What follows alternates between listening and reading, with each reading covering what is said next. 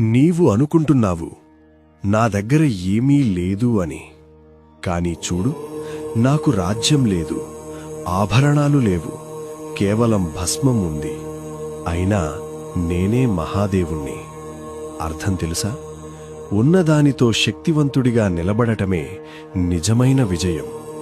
నీపై నువ్వే నమ్మకం కోల్పోతే ఈ సృష్టిలో ఎవరూ నిన్ను నమ్మరు. నీ శ్వాసను గమనించు, నీ మౌనాన్ని విను. నీ లోపలే నేనున్నాను. శివుడంటే ఆలయంలో ఉన్న విగ్రహం కాదు. నీ ధైర్యమే శివుడు, నీ సహనం శివుడు, నీ నిశ్చలత శివుడు. సమయం నీకు అనుకూలంగా లేదని బాధపడకు. సమయం శివుడి డమరుకం. అది ఎప్పుడు ఎలా మోగాలో నేనే నిర్ణయిస్తాను. నీ పని నువ్వు చెయ్యి, ఫలితం నాపై వదిలేయ్. చివరగా ఒక్కటే చెప్తున్నాను.